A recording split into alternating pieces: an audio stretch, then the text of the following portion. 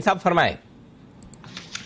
Very good morning Anil ji. आज मैं लाया हूं एक्सो नोबेल इंडिया। मुझे ध्यान है किरण जी ने एशियन पेंट्स का नाम जिक्र किया था और एक्सो नोबेल भी देखिए, ये स्टॉक को मैं जेम्स में पहली बार लाया हूं। ऐसा नहीं कि मैं पहली बार जिक्र कर रहा हूं, काफी बार मैंने शाम वाले सेगमेंट में या बाकियों में किया था, बट पिछले 1.5-2 साल से मैं इस स्टॉक को बहुत ज्यादा रेकमेंड नहीं किया हूं। रीजन है कि मुझे समहाउ कंपनी की ग्रोथ को लेकर वो लगता था और ऐसा लग रहा था जो चैनल चेक्स किए, जो एक्रेशन को लेकर इश्यूज था, बट अब चीजें चेंज हो रही है और पिछले क्वार्टर में इस कंपनी की रेवेन्यू ग्रोथ अपने पीयर्स से बेटर थी और चीजें ऐसा सुनने में जैसे कि कांसाई और इंडिगो इन सबसे बेटर थी।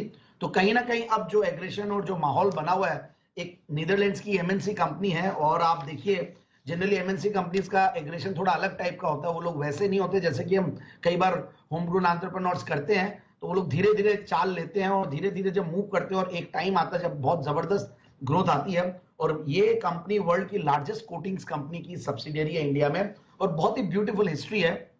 ड्यूलेक्स के नाम से इनके ब्रांड्स हुआ होते हैं और 1911 से ये कंपनी मतलब इंडिया में कार्यरत है आईसीआई के नाम से, इंपीरियल केमिकल इंडस्ट्रीज। और फिर गवर्नमेंट के साथ, इंडियन गवर्नमेंट के साथ भी कुछ दूसरी सब्सिडियरी बनाई। बहुत कुछ होने के बाद लास्ट में अब जो हमारे सामने शेप दिख रही है वो है एक्सो नोबेल इंडिया लिमिटेड 2010 से।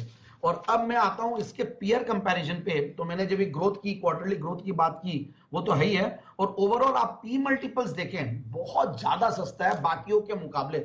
आप अब मैं ये ठीक है एशियन पेंट्स कमांड करेगा क्योंकि वो मार्केट लीडर है, तो उसका और प्लस उनका जो एग्रेशन की मैं जो बात कर रहा था वो सब बहुत गजब है और ग्रोथ बहुत उनकी भी बहुत अच्छी है। तो 92 की पी मल्टीपल पे वो चल रहा है, बर्जर 64 के पी मल्टीपल पे, कांसाई नेरोलैक 67 के पी मल्टीपल पे, इंडिगो पेंट 77 के पी मल्टीपल पे, उसके सामने ये स्टॉक 34 के पी मल्टीपल पे मिल रहा है। तो मुझे सबसे बढ़िया बात यही लगी और काफी पिटा हुआ स्टॉक था।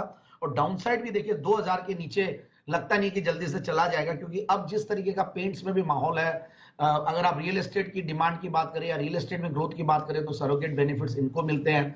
हर चीज में हाउसिंग डिमांड और जो भी सरकार की इनिशिएटिव्स है सब में पेंट्स को मिलता है। और मुझे लगता है कि 28 का रिटर्न ऑन कैपिटल एम्प्लॉयड, 23 का return on equity, dividend yield 3.5%, पिछले 3 साल की प्रॉफिट की कैगर 14-15%, एक जीरो डेट कंपनी और 34 का पी मल्टीपल और अच्छा लग रहा है। और सबसे बढ़िया बात है अपने जो मार्जिन है उनको भी मेंटेन रखे हैं क्रूड ऑयल की प्राइसेस के बावजूद भी। 13-14% का ओपीएम्स पे काम करती है कंपनी।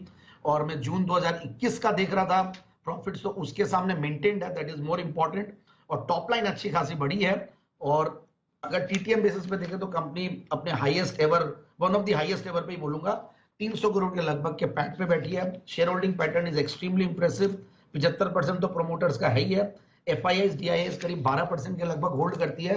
और पब्लिक शेयर होल्डिंग में जाते हैं तो एशियन पेंट्स इस कंपनी में 4.42% शेयर होल्ड करती है। तो इस तरीके का शेयर होल्डिंग पैटर्न है, पब्लिक में बहुत कम माल है और भाव भी इस तरीके के कि बहुत जल्दी जल्दी मूव आते हैं। तो आने वाले समय में मुझे लगता है कि ये स्टॉक आराम से 2430 के टारगेट्स के लिए खरीदा जा सकता है।